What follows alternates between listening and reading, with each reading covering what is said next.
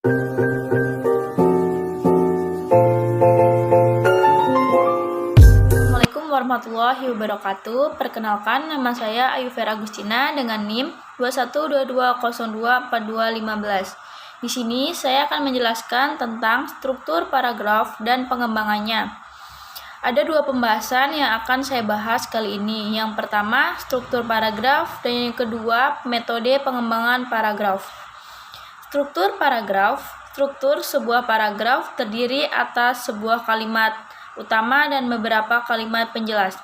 Dengan kata lain, apabila dalam sebuah paragraf terdapat lebih dari sebuah kalimat utama, paragraf itu tidak termasuk paragraf yang baik. Kalimat-kalimat di dalam paragraf itu harus saling mendukung, saling menunjang, berkait satu dengan yang lainnya. Paragraf adalah suatu pikiran yang membahas satu gagasan melalui serangkaian kalimat. Paragraf yang baik memuat dua bagian penting sebagai berikut. Yang pertama, kalimat utama. Kalimat utama merupakan kalimat inti sebuah paragraf. Biasanya berisi suatu pernyataan yang nantinya akan dijelaskan lebih lanjut oleh kalimat lainnya dalam bentuk kalimat penjelas. Kalimat utama seringkali diletakkan pada awal paragraf, meskipun bisa juga diletakkan pada bagian tengah maupun akhir sebuah paragraf. Yang kedua, kalimat penjelas. Kalimat penjelas merupakan kalimat yang memberikan penjelasan tambahan, detail, atau rincian dari kalimat utama suatu paragraf. Syarat paragraf yang baik, ada 3 paragraf yang baik. Yang pertama ada kesatuan, 2 kepaduan, dan yang ketiga kelengkapan. Tiap paragraf hanya mengandung satu gagasan atau satu topik. Suatu paragraf bukanlah merupakan kumpulan atau tumpukan kalimat yang masing-masing berdiri sendiri, tetapi dibangun oleh kalimat-kalimat yang mempunyai hubungan, timbal balik, urutan pikiran yang teratur akan memperlihatkan adanya kepaduan atau koherensi suatu paragraf yang dikatakan lengkap jika berisi kalimat-kalimat penjelas yang cukup untuk menunjang kejelasan kalimat topik atau kalimat utama. Ada 2 metode pengembangan paragraf. Yang pertama, pengembangan paragraf berdasarkan isi, dan yang kedua, pengembangan paragraf berdasarkan teknik. Pengembangan paragraf berdasarkan teknik, ada teknik pengembangan alamiah, dan yang kedua, teknik pengembangan klimaks dan anti klimaks, dan yang ketiga, pengembangan paragraf umum khusus dan khusus umum. Secara alamiah, pengertian pengembangan paragraf secara alamiah itu didasarkan pada urutan ruang dan waktu atau kronologi. Urutan ruang merupakan urutan yang akan membawa pembaca dari satu titik ke titik berikutnya dalam suatu ruang. Alamiah konteks. Contoh alamiah konteks yaitu waktu seluruh aktivitas penelitian akan diselesaikan dalam tahun 2012.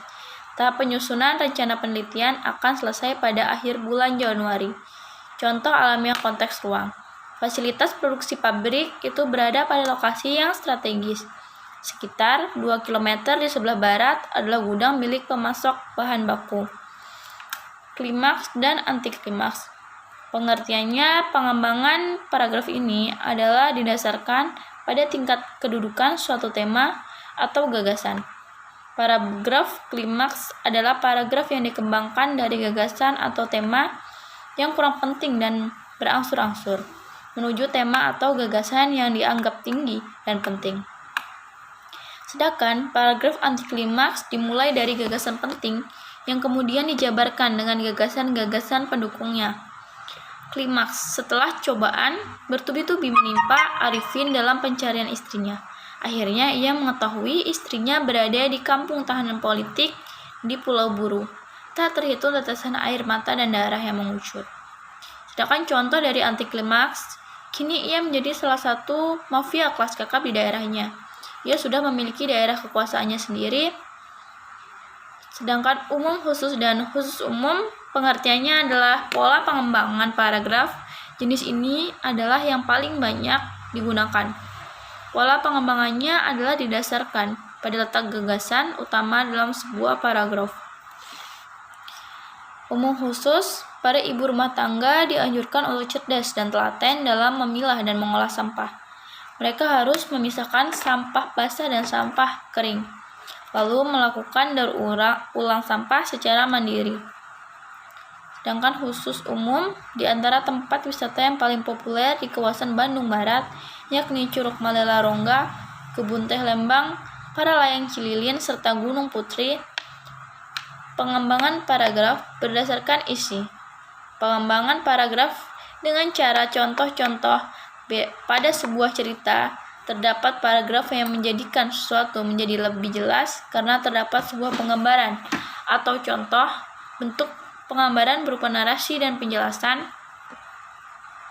Pengembangan paragraf dengan cara perbandingan dan pertentangan, membandingkan satu hal dengan hal yang menjadi objek pembahasan dalam sebuah paragraf itu sendiri. Perbandingan tersebut bisa berupa kesamaan maupun perbedaannya.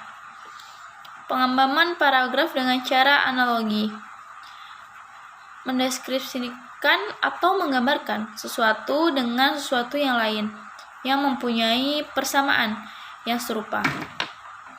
Jadi, pengembangan paragraf dengan cara sebab akibat yaitu dilakukannya jika menerangkan suatu kejadian, baik dari segi penyebab maupun dari segi akibat. Pengembangan paragraf dengan cara sebab akibat ada itu sendiri. Kesimpulan, paragraf berpotensi terdiri atas beberapa kalimat yang secara visual ditandai dengan indentisasi. Pembentukan paragraf yang baik harus memenuhi persyaratan kesatuan, kepaduan, dan kelengkapan. Untuk itu diperlukan pengembangan paragraf yang baik. Kerangka struktur paragraf dikembangkan berdasarkan peletakan kalimat utama dan kalimat-kalimat penjelas. Pengembangan paragraf berdasarkan tekniknya dapat dikelompokkan menjadi alamiah, klimaks, antiklimaks, dan umum khusus. Pengembangan paragraf berdasarkan isinya antara lain dapat dilakukan dengan perbandingan, analogi, cara contoh-contoh, dan cara sebab akibat. Sekian yang dapat saya jelaskan. Wassalamualaikum warahmatullahi wabarakatuh.